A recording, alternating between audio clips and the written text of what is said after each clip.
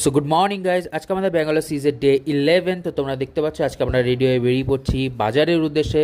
তো পাপা এখানে দাঁড়িয়ে রয়েছে আমার জন্য।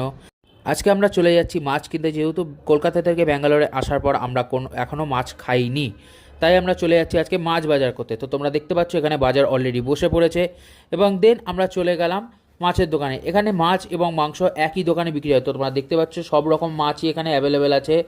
তেলাপিয়া, রুই, কাতলা, চিংড়ি সবই এখানে পাওয়া যায়। তারপর দেখতে পাচ্ছ এই দাদা কি সুন্দর করে মাছটা কেটে দিচ্ছে চপার দিয়ে, তাও আবার। তো তোমরা দেখতে পাচ্ছ এখানে জ্যান্ত চিংড়ি কীভাবে লাফাচ্ছে, তো তোমরা দেখে নাও এটা। এবং দেন মাছ কাটানোর পর আমরা মাছের দাম দিয়ে চলে গেলাম বাজারের দিকে। বাজার করার পর দেন আমরা চলে গেলাম এটিএমে কিছু টাকা তোলার জন্য, যেহেতু হাতে আমাদের একদমই ক্যাশ ছিল না। টাকা তোলার পর আমরা আবার চলে গেলাম আমাদের হোটেলের রুমে। তো তোমরা দেখতে পাচ্ছ এখানকার মন্দির দেখতে কত সুন্দর হয়। তোমরা নিশ্চয়ই বইতে দেখেছো যে এই ধরনের মন্দির হয়। তো এটা আজকে দেখে আমার খুব ভালো লাগলো। দেন আমরা কিছু বাজার করে নিলাম, যেরকম তোমরা দেখতে পাচ্ছ এখানে সব টেম্পোতে করে বিক্রি হয় বেশিরভাগ বাজার।